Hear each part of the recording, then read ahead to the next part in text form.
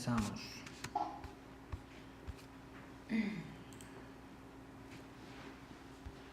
Ok, para empezar pues vamos a hacer una oración, poner este tiempo en manos de Dios, que sea su Espíritu Santo el que nos hable, que use el material, que use la tecnología, para que podamos comprender y sacar el mayor provecho de esta clase. Vamos a orar.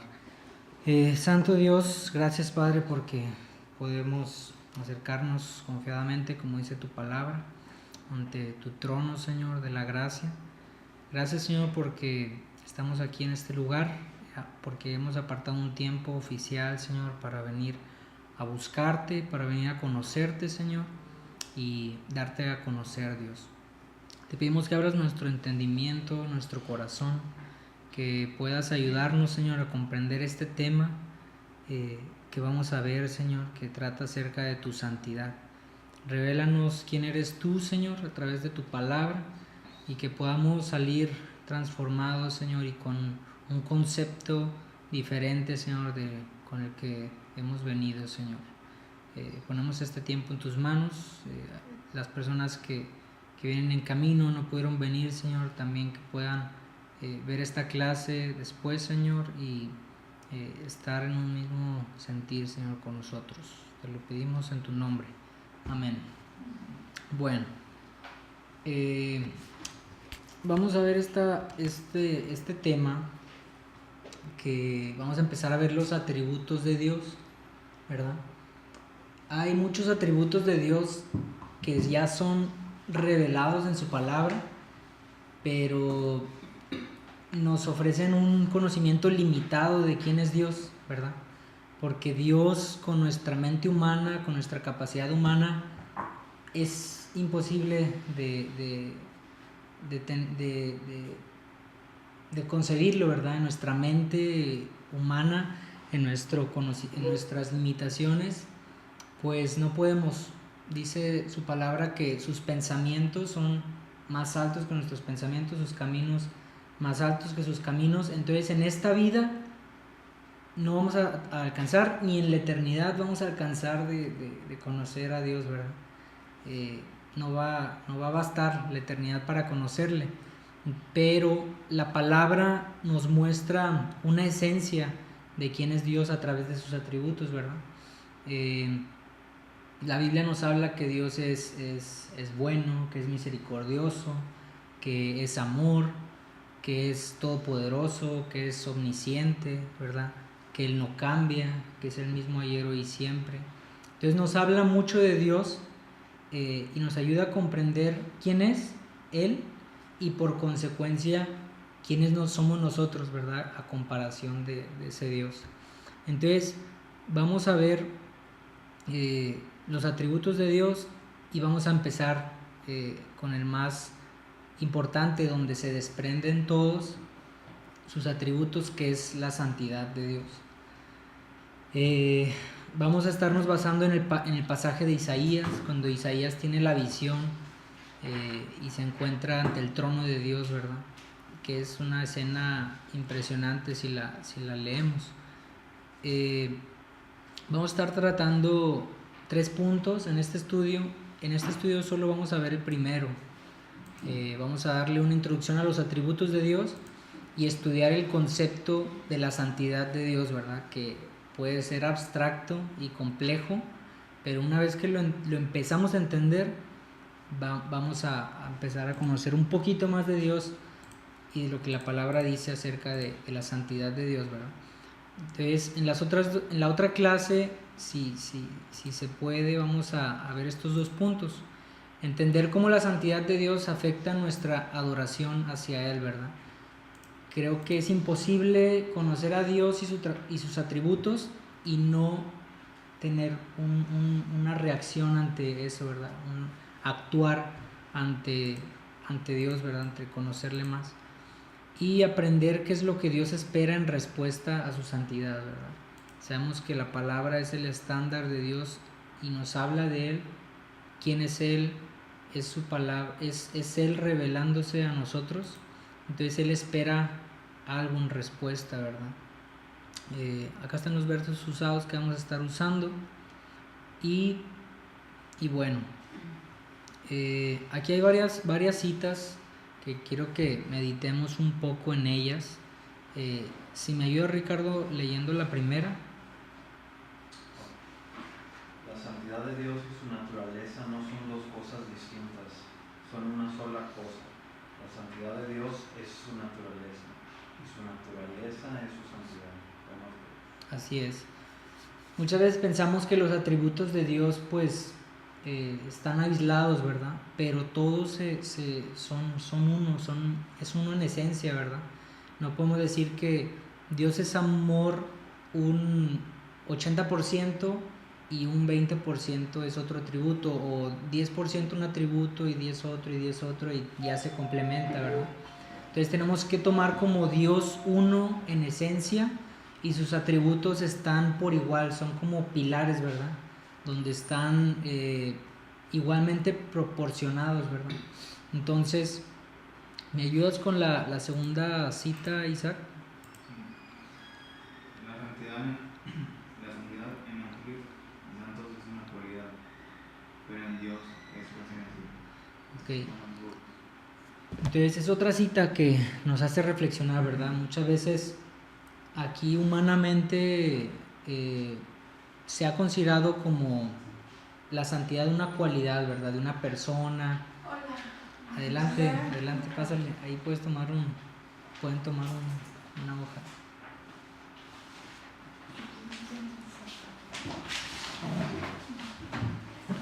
Entonces, estábamos hablando sobre los atributos de Dios y estábamos hablando sobre este atributo que es la santidad de Dios, y decíamos que de la santidad de Dios se desprenden todos los demás atributos. Estábamos leyendo estas frases de algunos teólogos. De este que leía Isaac, dice: la santidad en ángeles y santos es una cualidad, pero en Dios es su esencia, ¿verdad? Como también vemos que en la palabra dice que Dios es amor, no que muestra amor o muestra una cualidad amorosa, sino que Él es amor, ¿verdad? Entonces, asimismo, Él es santo, si lo alcanzamos a comprender. Entonces, y la última dice de Stephen Charnock, dice: el poder es el brazo y manos de Dios, la omnisciencia sus ojos, la misericordia sus entrañas, la eternidad es su edad, pero su santidad es su hermosura, ¿verdad? Es esa parte como que caracteriza a Dios, ¿verdad? Entonces vamos a ver qué es un atributo, ¿verdad? ¿Qué es un atributo? Dice: un atributo es una cualidad o característica verdadera de una persona, ¿verdad? El estudiar los atributos de Dios nos permite tener un entendimiento limitado de su persona. Decíamos que Dios se revela a través de su palabra, y hay muchos atributos de Dios en su palabra, pero no lo son todos. Hay cosas que no vamos a alcanzar a comprender en nuestro cuerpo terrenal, en nuestra mente limitada, ¿verdad? Sería demasiado en este mundo, en este cuerpo, entender quién es Dios en su totalidad. Pero para eso vamos a estar en la eternidad, para conocerle sin límites, ¿verdad? Entonces, creemos en un Dios trino, Dios Padre, Dios Hijo y Dios Espíritu Santo, y vemos algunos de sus atributos, como lo es la santidad de Dios. Es recto, es justo, Él es soberano, o sea, Él no le rinde cuentas a nadie, lo que Él quiere hacer, Él lo hace. Él es eterno, dice que o sea, no tiene principio, no tiene fin. Muchas veces no podemos comprender eso, ¿verdad? Porque en esta tierra todo tiene un principio, todo tiene un final, ¿verdad? Nosotros tenemos un principio, tenemos un final. Esto tiene un principio, tiene un final. Cualquier cosa que pensemos tiene un principio y un final. Simplemente Dios es eterno. y su misma palabra dice que permanece para siempre, ¿verdad? En los evangelios dice, los cielos y la tierra pasarán, pero mis palabras no pasarán, permanecen para siempre. Él es inmutable, o sea que no cambia. En Santiago 1:17 dice, toda buena dádiva, todo don perfecto desciende de lo alto, del Padre de las luces, en el cual no hay mudanza ni sombra de variación, ¿verdad? Como una sombra, el sol va cambiando y vemos la sombra, ¿verdad? Que también va cambiando.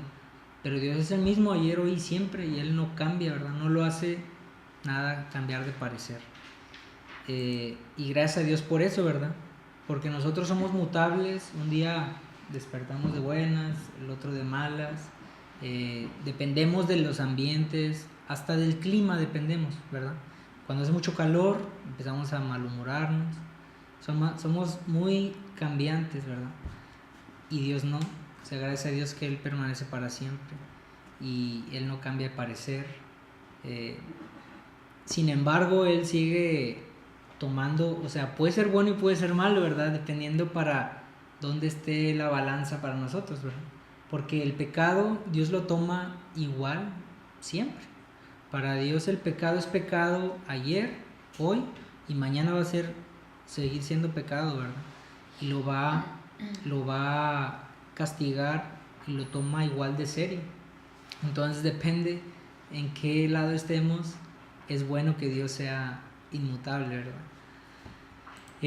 Su omnisciencia, o sea, Él todo lo sabe, tiene todo el conocimiento. La omnipresencia, Él está en todos lugares, o sea, Él está fuera del tiempo, fuera del espacio. Él no se rige por las leyes naturales. Entonces, Él es omnipresente, ¿verdad? Él está aquí, Él está en los cielos, Él está en el universo, Él está en nosotros, sus hijos, ¿verdad? Los que hemos aceptado y hemos nacido de nuevo. La omnipotencia de Dios, o sea, Él es todopoderoso, Él es amor, Él es verdad, Él es misericordia, y son solo pocos atributos, ¿verdad? Que podemos ver en la palabra, en la misma palabra, en los salmos, cuando hace milagros, ¿verdad? Cuando hace algo, cuando despliega su poder. Entonces vemos pocos atributos de Dios y nos dan una esencia de quién es, pero en la eternidad vamos a saber completamente quién es Él, ¿verdad? El segundo punto aquí es los atributos de Dios definidos. Como le dije, en la palabra nos revela quién es Dios. Y quiero ver un pasaje en Deuteronomio 29.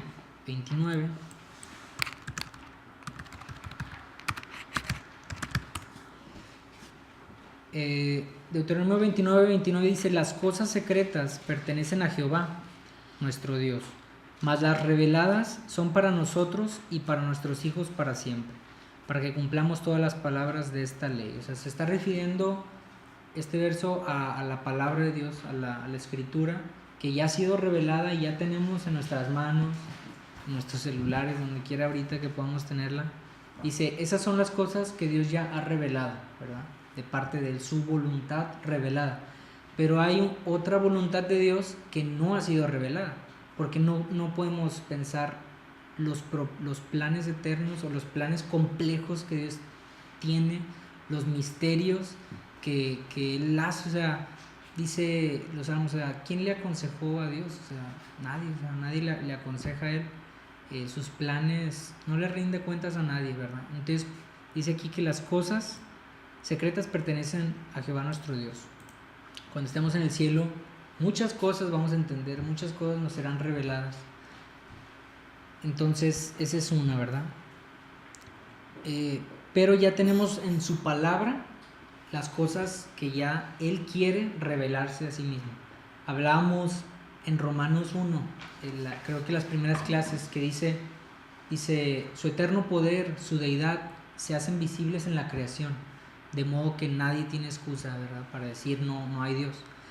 Entonces sabemos que hay un Dios simplemente por ver la creación, pero si ese Dios nunca se hubiera revelado al hombre, nosotros no hubiéramos podido acercarnos a Él, ¿verdad? Entonces Él se revela a través de su palabra, lo que Él quiere que conozcamos ahorita. Entonces, la santidad es el atributo de la santidad de Dios, significa que Él no es tocado ni manchado por el mal en el mundo.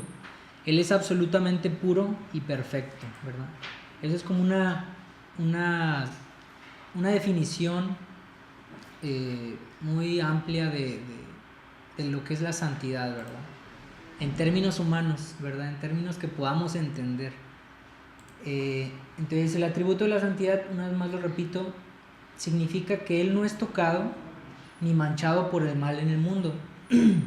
Él es absolutamente puro y perfecto. O sea, en conclusión, en Dios no hay pecado, en Dios no hay maldad.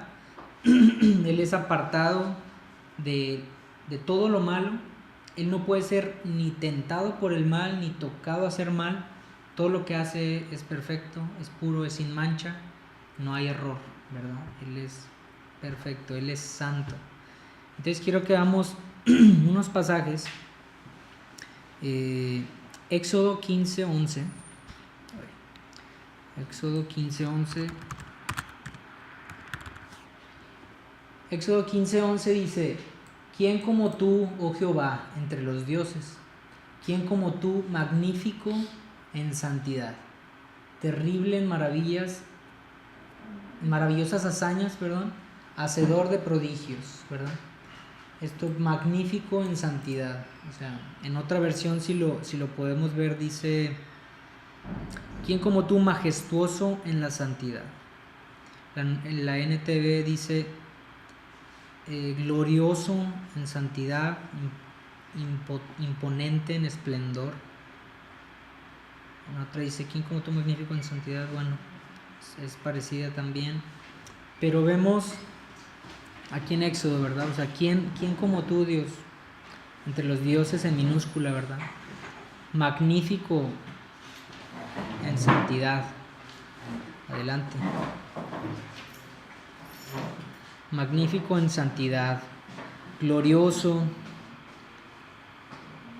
Algo glorioso, ¿verdad? Normalmente no está en nuestro diccionario decir qué glorioso día, ¿verdad? El día de hoy.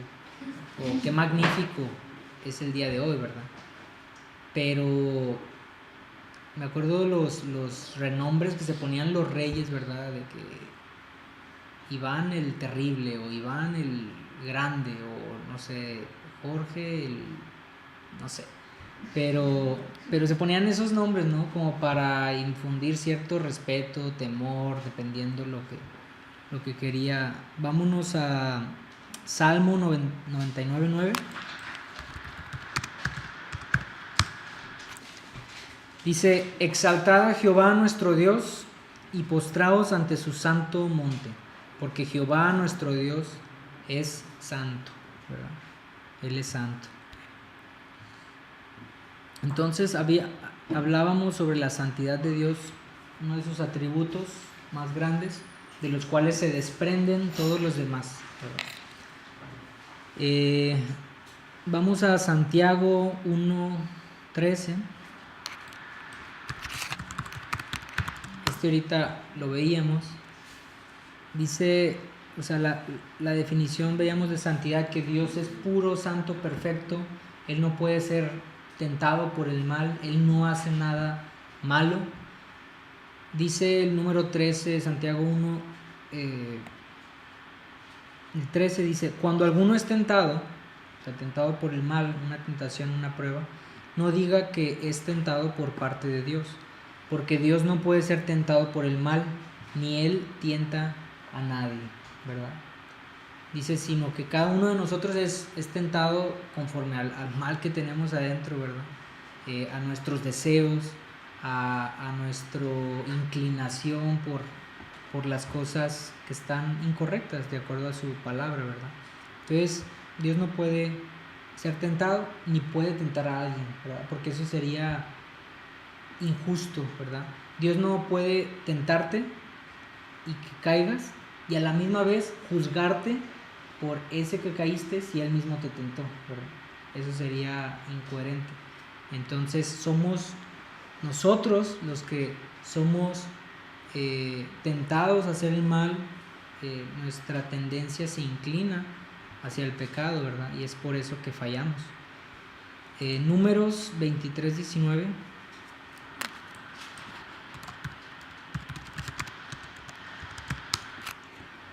Números 23:19 dice: Dios no es hombre para que mienta, ni hijo de hombre para que se arrepienta, ¿verdad? Entonces él no puede hacer algo incorrecto y después arrepentirse. Él no puede tentar a nadie, Él es santo, Él es puro. En conclusión, Él es santo, ¿verdad? Dice R.C. Sproul: solamente cuando comenzamos a conocer la santidad de Dios es posible vernos como realmente somos, ¿verdad? Muchas veces tenemos algún pensamiento de nosotros mismos, pero cuando conocemos quién es Dios y quiénes somos nosotros, ¿verdad? Bueno, más bien, cuando empezamos a conocer a Dios, quién es Dios, caemos nosotros en el lugar que nos corresponde, ¿verdad?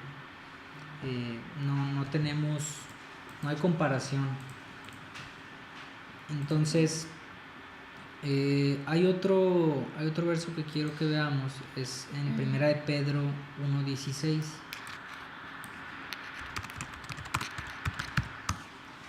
Primera de Pedro 1:16 dice: porque escrito está, sed santos porque yo soy santo, ¿verdad? Entonces, la palabra santo viene de sagrado, consagrar, apartado de, separado de. Entonces vemos que Dios es un Dios separado de lo malo, o sea, separado del pecado, de lo impuro. Y por ejemplo en el Antiguo Testamento, cuando estaba el tabernáculo, ¿verdad? Había un lugar santo y había un lugar santísimo, ¿verdad? Entonces solo ciertas personas podían entrar al lugar santo, y una vez al año el sacerdote que pedía pecados por el pueblo podía entrar al lugar santísimo, ¿verdad? Que era donde habitaba la presencia de Dios. Eso fue en el Antiguo Testamento. Cuando Cristo viene y hace el sacrificio de expiación por nuestros pecados, el velo que separaba el lugar santo del lugar santísimo se es rasgado, ¿verdad? Y ahora podemos entrar confiadamente ante su trono de la gracia. Pero Dios no deja de ser santo, ¿verdad? No es que se haya roto y pues ya no importa, ¿verdad? Ya Dios cambia y acérquense todos. No, tenemos que proceder nosotros al acercarnos a Dios con un corazón contrito, humillado, que hayamos procedido al arrepentimiento, ¿verdad? Y Dios, que es justo y es fiel, es misericordioso, perdona nuestros pecados, porque ya no nos ve a nosotros, sino ve a Cristo, ¿verdad? En nosotros. Entonces hay un concepto que quiero que veamos para entender quién es Dios y dónde estamos nosotros, ¿verdad? El hombre antes de la caída, voy a empezar por aquí. El hombre antes de la caída, cuando estaba en el huerto del Edén, él tenía algo llamado en latín, lo ilustro en latín porque es más fácil el juego de palabras en el latín como lo explican en inglés o en español, que es el posse peccare, ¿sí? La palabra posse, pues ya en español o en inglés es la posibilidad ¿verdad?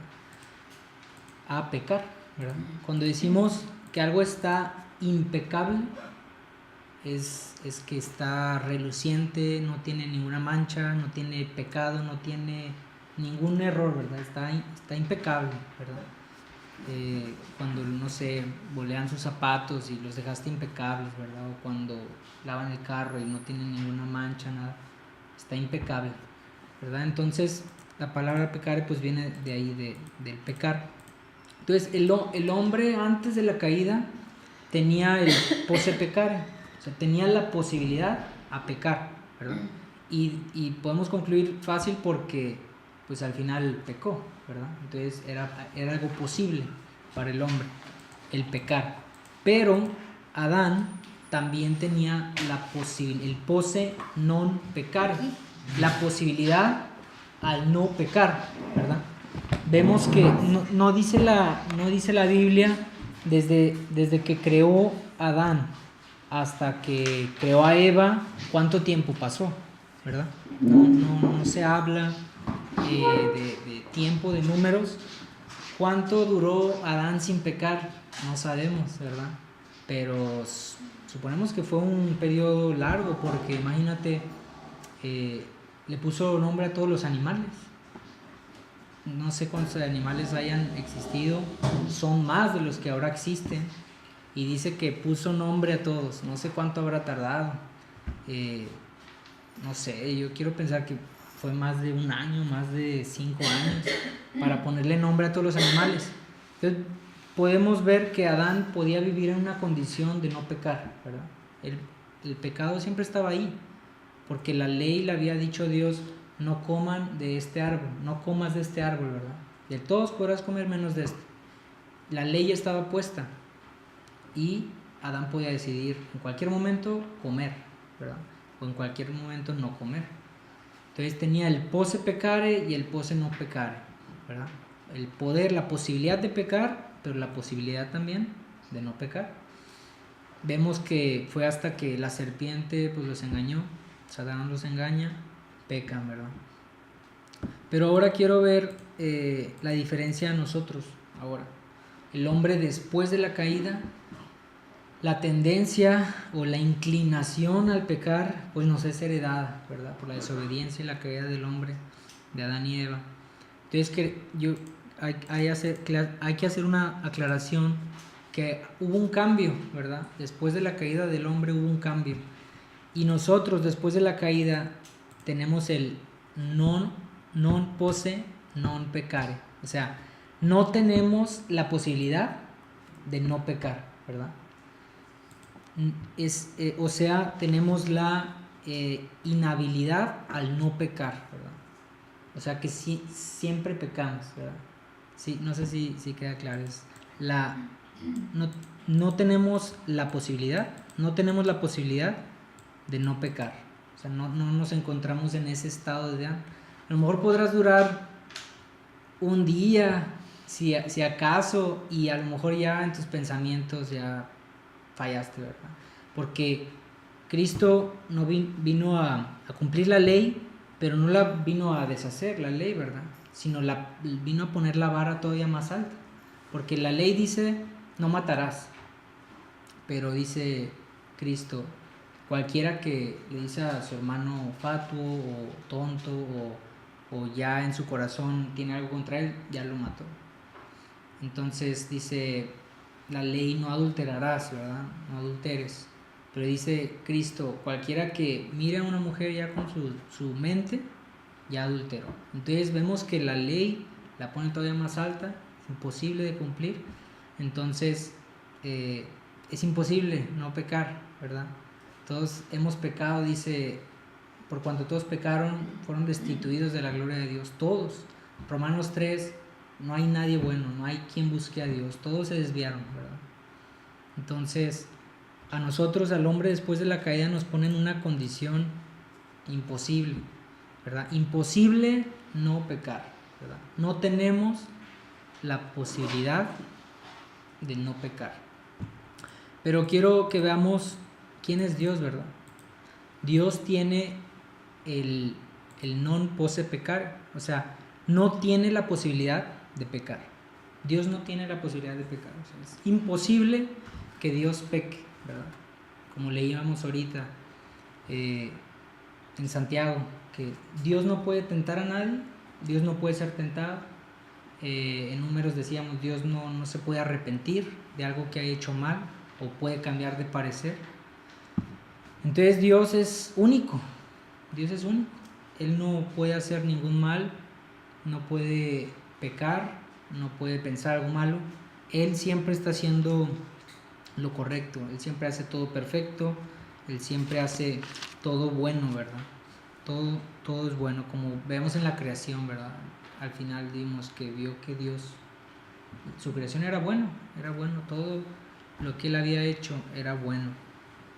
Entonces, estamos en quedó claro esta tablita, ¿verdad? Entonces, es importante tenerlo en consideración. Pero bueno, estamos viendo los atributos de Dios. Estamos empezando por la santidad de Dios, que es el atributo el cual los otros atributos se desprenden, ¿verdad? Como un árbol.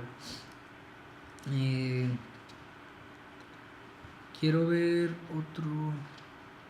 Bueno, esta se va. Dijimos que en estas 2 clases vamos a intentar ver estos 3 puntos. La importancia de la santidad. Ahorita estamos viendo el concepto de la santidad. La siguiente clase, si Dios permite, vamos a entender cómo la santidad de Dios afecta nuestra adoración hacia Él y aprender qué es lo que Dios espera en respuesta a su santidad. Entonces, vamos a ver vamos a entrar ya al texto de Isaías, ¿verdad? Vamos a Isaías 6.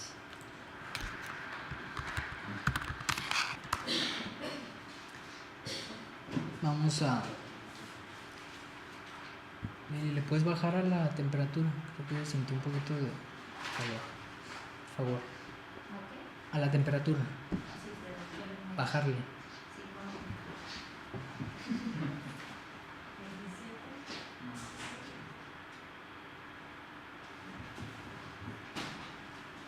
Bueno, vamos a leer Isaías.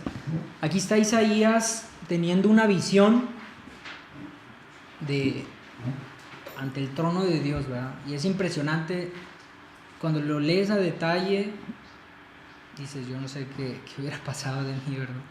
Y vamos a ver cuál fue la actitud de Isaías, cómo se consideraba Isaías después de esto, ¿verdad?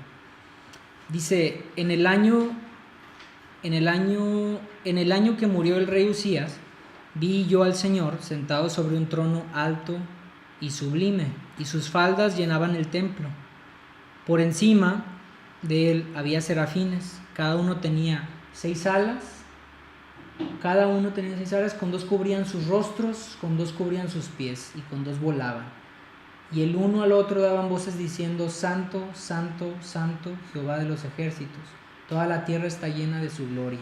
Y los quiciales de las puertas se estremecieron con la voz del que clamaba.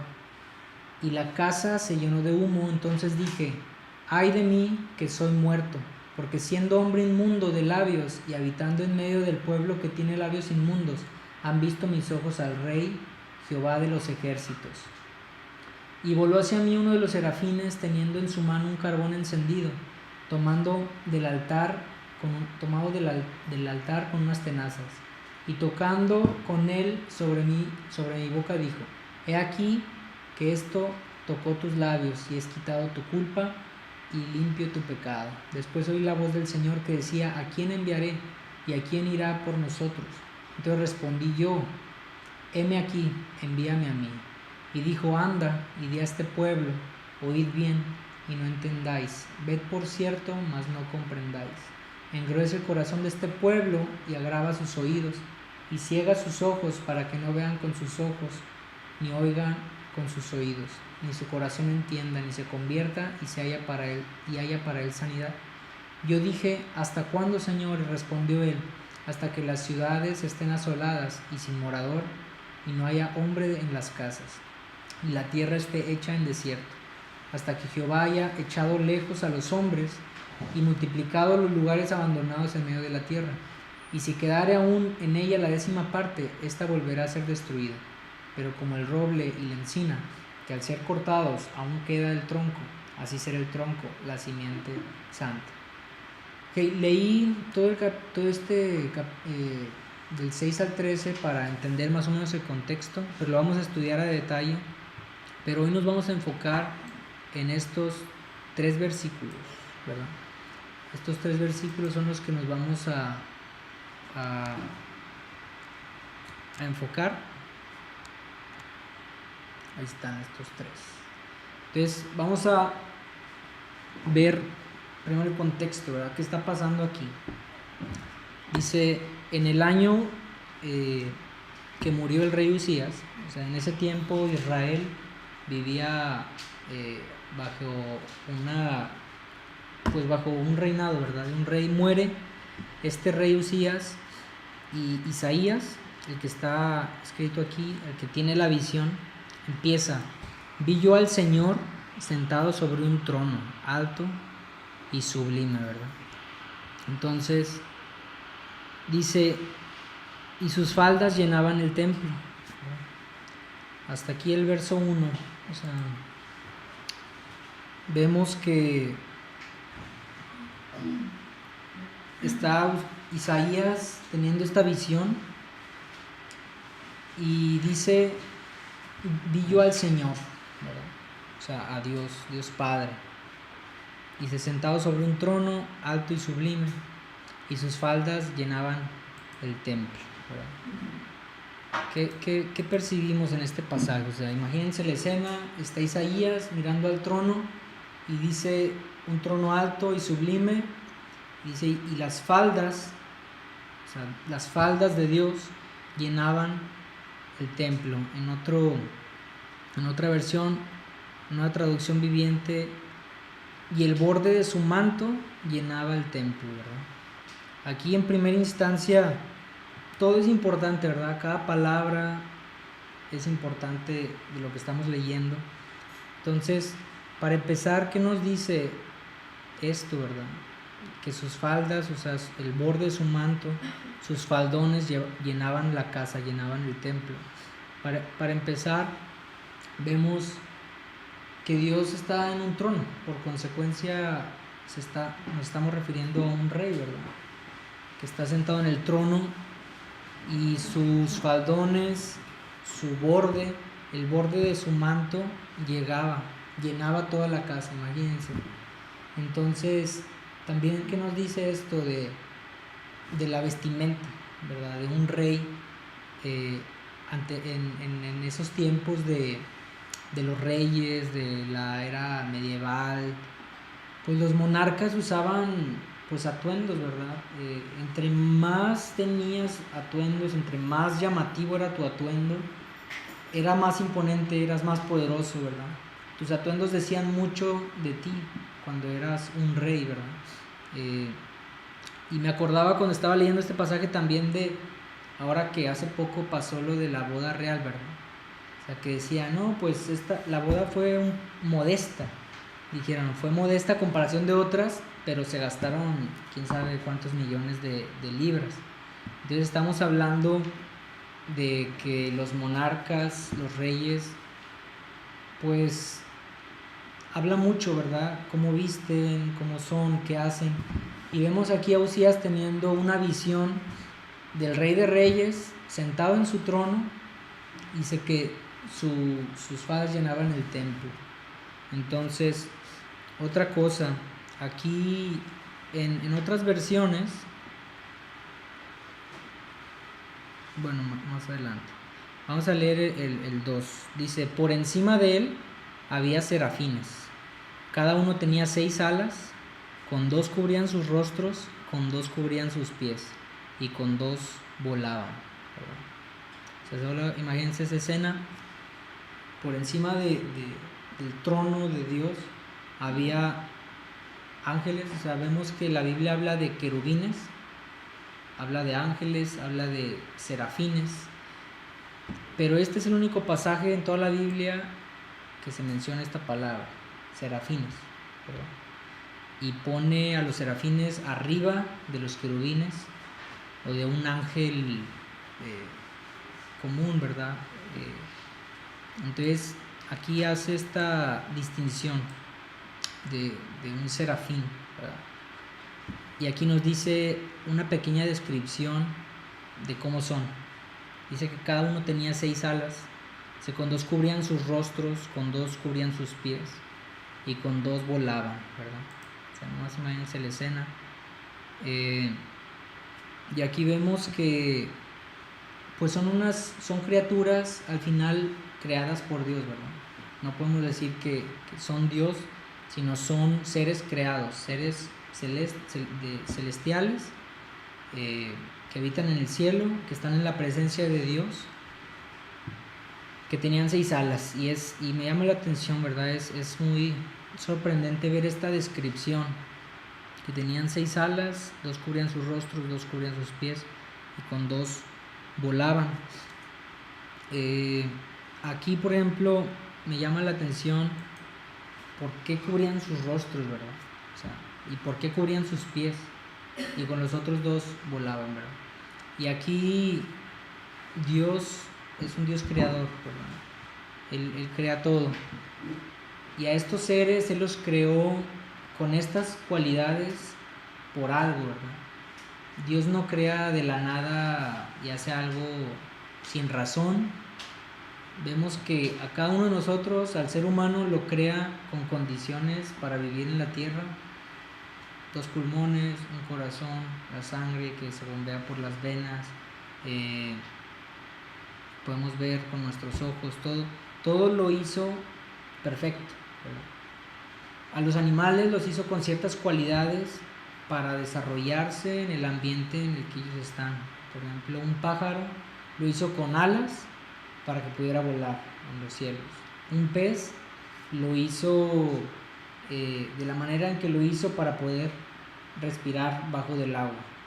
Entonces vemos que al humano, los animales, de diferentes animales, y a todo lo hace con una razón. Entonces tenemos que ver por la descripción de los serafines. Dice que cada uno tenía 6 alas. O sea, ¿por qué 6 alas, verdad? ¿Por qué no solo 2 alas para volar, verdad? Dice que con 2 cubrían sus rostros, con 2 cubrían sus pies, y con los otros 2 volaban. Y esta escena me acuerdo de cuando Moisés en el monte Sinaí le es entregado los 10 mandamientos, y él está platicando con Dios, ¿verdad? Y dice que la escena era sorprendente porque eran truenos, era un temblor, una voz de bocina, ¿verdad? Y era sorprendente esa escena, y Moisés estaba platicando con Dios, y cuando Moisés le dice: Dios, ya he visto tus milagros, ¿verdad? He visto cómo nos sacaste de Egipto, cómo nos libraste, cómo abriste el mar, cómo mataste a los egipcios.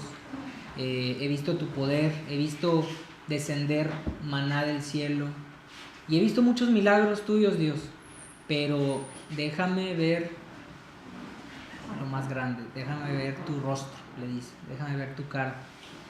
Y le contesta Dios a Moisés, le dice: Moisés, lo que me estás pidiendo, en paráfrasis, ¿verdad? Lo que me estás pidiendo es mucho y es imposible. Dice: cualquier hombre que me mire mi rostro, va a morir. Pero dice: pero te voy a poner sobre esta peña, ¿sí? Y te voy a cubrir, y cuando pase vas a ver mis espaldas, ¿verdad?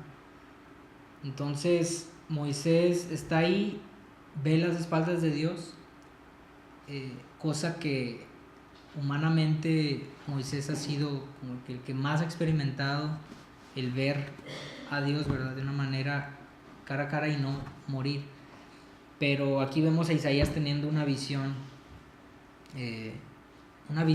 cosa que no fue una experiencia humana como la tuvo Moisés. Pero como vemos después a Moisés cuando baja del monte, aproximarse al pueblo, y dice que el pueblo le decían: Moisés, cubre tu cara, ¿verdad?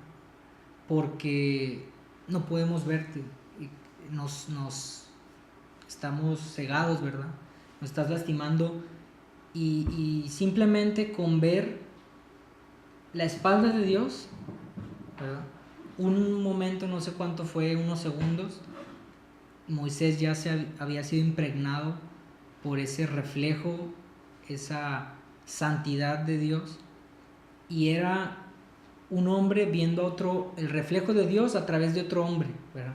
Imagínense estar viendo el reflejo de Dios mismo en el cielo.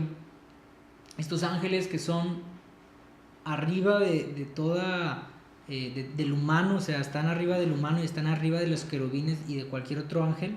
Son unos serafines, son seres poderosos, ¿verdad?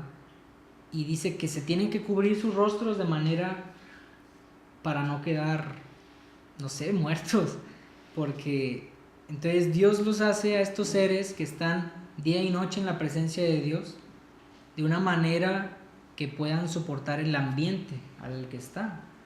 Entonces dice que con 2 alas cubren su rostro y con otros 2 sus pies y con los otros 2 vuelan. Pero lo importante aquí no es hablar de la anatomía del serafín, sino del mensaje del serafín.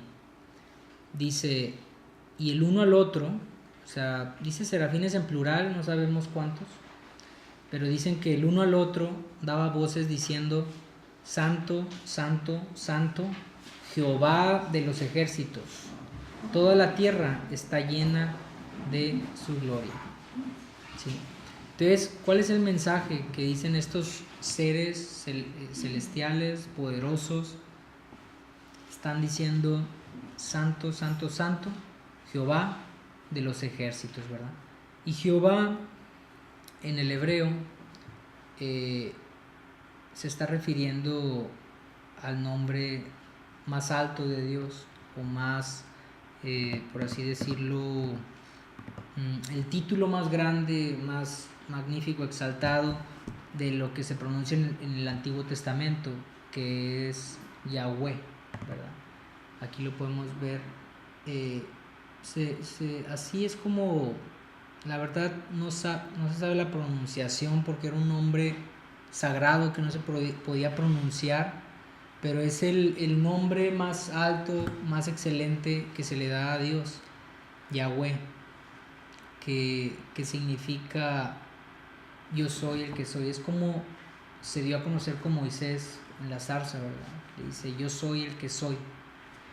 Entonces aquí vemos que estos ángeles les están refiriéndose a Dios como con el título de exaltación más grande que puede haber. Y hay algo interesante aquí. ¿Qué es lo que no tan interesante en este versículo 3? ¿Qué es lo que pueden notar? Hay algo que sobresalta. Santo 3 veces, ¿verdad? Es como darle énfasis a una frase, ¿verdad? Usar la repetición como método de darle énfasis, importancia a algo, ¿verdad? También podemos ver que cuando hay algo que Jesús en sus enseñanzas, cuando quiere dar énfasis, dice algo muy importante, que si se acuerdan que es antes de empezar algo que iba a dar énfasis o que quería que sus discípulos entendieran que es importante, decía algo en repetición. De cierto os digo, ¿verdad? Y es Jesús diciendo, pongan atención, se los repito de entrada, que pongan atención en esto que voy a decir, ¿verdad? De cierto os digo. Es también como traducirlo a es verdad, ¿verdad? Lo que voy a decir es verdad, lo que voy a decir es verdad. Entonces, prestas atención a ese mensaje. Y aquí los ángeles, los serafines están diciendo santo, santo, santo, y es para prestar atención al texto, ¿verdad? No están diciendo una vez santo Jehová de los ejércitos, ni santo, santo Jehová de los ejércitos, sino 3 veces santo, santo, santo Jehová de los ejércitos. Y es el único atributo que se repite 3 veces en la palabra, ¿verdad? Podemos ver que Dios es, pues dicen Dios lleno de misericordia, ¿no? Es misericordioso, es amor, pero no vemos que es amor, amor, amor, o misericordia, misericordia, misericordia, o bondad, bondad, bondad, pero sí vemos que dice santo, santo, santo, ¿verdad? Y es algo para tomar importancia. Si los mismos serafines están cantando día y noche diciendo esto, nosotros deberíamos de tomar una actitud ante su santidad de reverencia, ¿verdad? Estos serafines están cubriendo por la santidad de Dios, por su esplendor, por su majestad. Y hay una visión que a Juan en la isla de, sí es Juan creo, en la isla de Patmos, tiene una visión similar y la podemos ver en Apocalipsis. En Apocalipsis 4.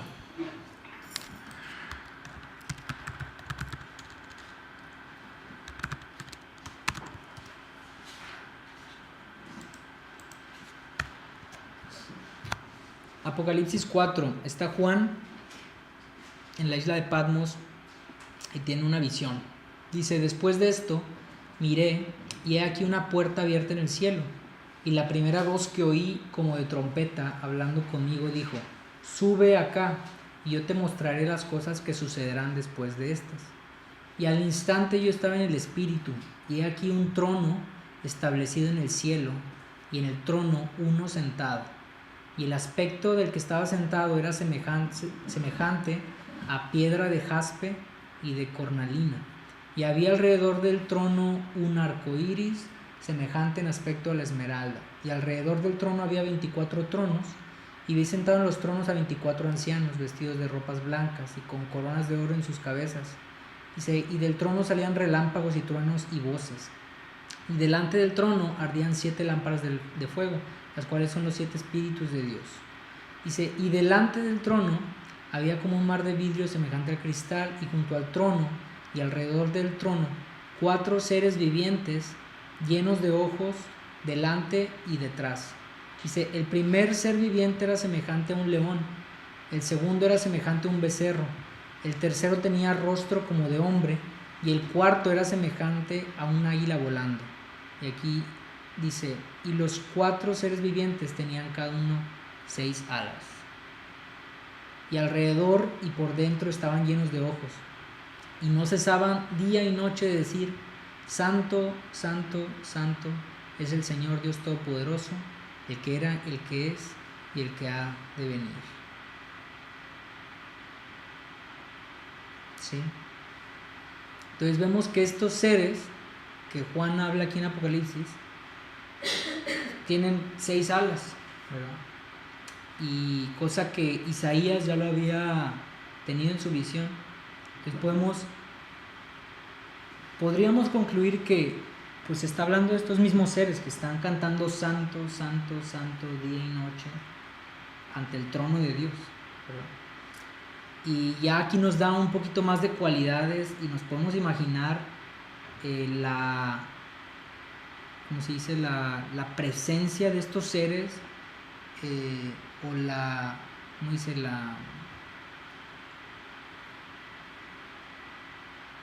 Cuando ves a alguien, ¿cuál es la palabra? Que impone, ¿verdad? Impotente. ¿Es la palabra? Imponente. O sea, impotente. Imponente, o sea, estos seres que te pones ante ellos imponen cierto respeto, cierta reverencia, ¿verdad? Un águila volando con muchos ojos en su cuerpo, 6 alas, el de león, ¿verdad? El de un becerro, o sea, estos seres son seres que no podemos alcanzar a comprender en nuestra imaginación. A lo mejor podrían hacer un dibujo, y hay cosas así, ¿verdad? Dibujos que representan estos seres, pero imagínate, estos seres no se comparan al Dios que le están rindiendo tributo, ¿verdad? Y están cantando día y noche. Dice que no dejan de cantar, no cesaban día y noche de decir: santo, santo, santo es el Señor Dios Todopoderoso, ¿verdad? Y tenían cubiertos sus rostros ante Dios con un par de alas, con el otro su cuerpo, y con el otro par volaba, ¿verdad?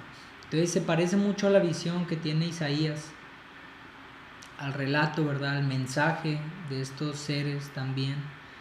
Y entonces podemos ver la importancia de la santidad de Dios Y vemos aquí el verso 4, dice, y los quiciales, que son los cimientos, los umbrales de las puertas de la casa, dice que temblaban, ¿verdad? Dice, se estremecieron con la voz del que clamaba, o sea, de Dios, y la casa se llenó de humo. Entonces dije, ay de mí, que soy muerto, ¿verdad? O sea, esa es la actitud que tiene Isaías. Está viendo esa escena, está viendo el trono de Dios, estos seres cantando santo, santo, santo. Ve la inmensidad o la dimensión de ese Dios que a lo mejor, como dice Job, de oídas había oído, ¿verdad? Pero ahora mis ojos te ven. Entonces está Isaías viendo esta escena y la primera actitud, una exclamación, ¿verdad? Una frase, ay de mí. En otras versiones dice, y alternándose clamaba, no, es esta. Dice, entonces dije, ay de mí, muerto soy. En otra versión, dije, todo se ha acabado para mí. O sea, es mi fin. Es lo último que voy a ver. Ay de mí, estoy perdido. Entonces es la actitud de Isaías. O sea, concluye, esto ya se acabó para mí, voy a morir, ¿verdad? Por lo que estoy viendo, por el Dios que estoy ante el Dios. Pero él reconoce que va a ser muerto. ¿Por qué? Porque es hombre inmundo de labios. O sea, dice, tengo labios impuros, labios inmundos. Él reconocía que había pecado. Él reconocía que ante Dios nadie puede estar ante Dios sin alegar no haber pecado o ser santo o ser sin mancha, ¿verdad? Entonces me llama la atención algo aquí, que dice que aquí se estremecieron los quiciales de las puertas, o sea, los fundamentos, los cimientos del edificio, dice que se sacudían, y se estremecieron con la voz del que clamaba. Y dije, ¿cómo una cosa inanimada que no tiene vida se puede estremecer ante la voz de Dios, ¿verdad? O sea, algo inanimado se puede estremecer. Cuanto más nosotros, que tenemos un juicio, somos hechos a imagen y semejanza de Dios, cuanto más nosotros, que podemos hacer algo y actuar, debemos de responder o estremecernos, ¿verdad? Ante ese Dios que estamos conociendo, ¿verdad? Ante su santidad. Otra cosa,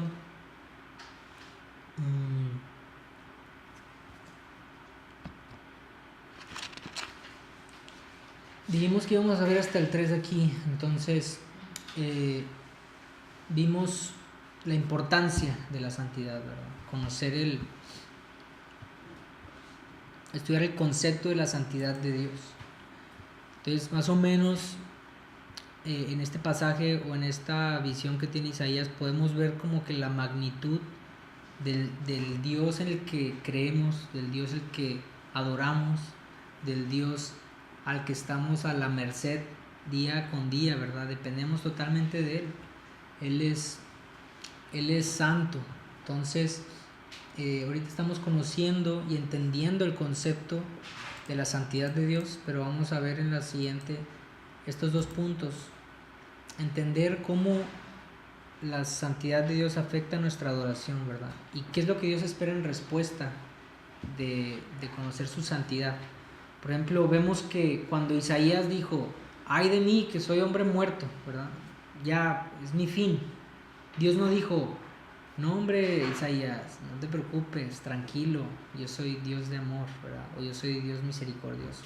Tranquilo, no te alarmes, o te lo estás tomando muy en serio, Isaías, tranquilo, ¿verdad? No, o sea, Isaías sabía ante quién estaba, ante un Dios santo, Dios poderoso, un Dios grande, y su actitud fue: soy pecador, voy a morir, ¿verdad? Voy a morir. Entonces, esa yo creo que es la actitud que tenemos que tomar, pero lo vamos a ver a detalle, cuál es la actitud que tenemos que tomar ante ese Dios que es santo, santo, santo, ¿verdad? Entonces, antes de terminar bueno, aquí hay unas lecturas y unos videos recomendados que se los voy a mandar por email para que sigan conociendo un poquito más, porque pues lamentablemente no tenemos todo el tiempo como para profundizar tanto, pero lo vamos a seguir haciendo en las siguientes clases para terminar terminar en términos humanos de entender la santidad de Dios. Pero ya sabiendo un poquito más del Dios que nos estamos dirigiendo, que Él es santo, sin mancha, es perfecto, hay un canto que quiero que entonemos, que es un canto muy sencillo. Es un canto muy sencillo, pero quiero que lo cantemos sabiendo un poquito más de este tema, ya sabiendo un poquito más del atributo de la santidad de Dios. Quiero que lo cantemos y podamos expresarlo de corazón, ¿verdad? Entonces, si quieres cerrar tus ojos, si quieres cantarlo con tus ojos abiertos, pero pues lo importante es que lo cantes de corazón y siempre tengas en mente a qué Dios estás cantándole, ¿verdad? Es un Dios santo, omnipresente, Él está aquí, y pues vamos a cantar este canto.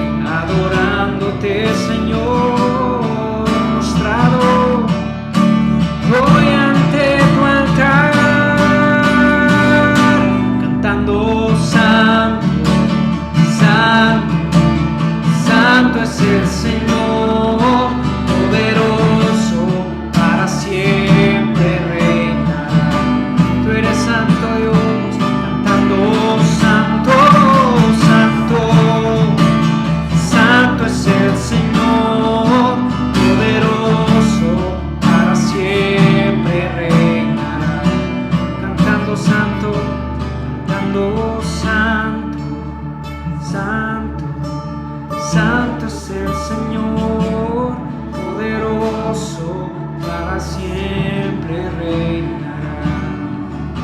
de todo corazón, díselo. Santo, santo, santo es el Señor, poderoso para siempre reinará. Poderoso, poderoso para siempre reinará. Poderoso, poderoso para siempre reinará. Sí, Señor, sabemos que tú eres santo, Dios. Espíritu Santo, ayúdanos a entender un poquito más de este atributo, Señor, tuyo, de tu santidad, Señor. Ayúdanos a ser partícipes, Señor, de esa santidad. Como tu palabra dice, Señor, que seamos santos porque tú eres santo, Señor. Ayúdanos, Señor, a ser perfeccionados, Señor. Apartarnos, Señor, de las cosas que este mundo nos puede ofrecer, Señor. Ayúdanos, Señor, a apartarnos, Señor, del pecado, Señor. Danos la fuerza que necesitamos, Señor, para ser como tú, Señor, quieres que seamos.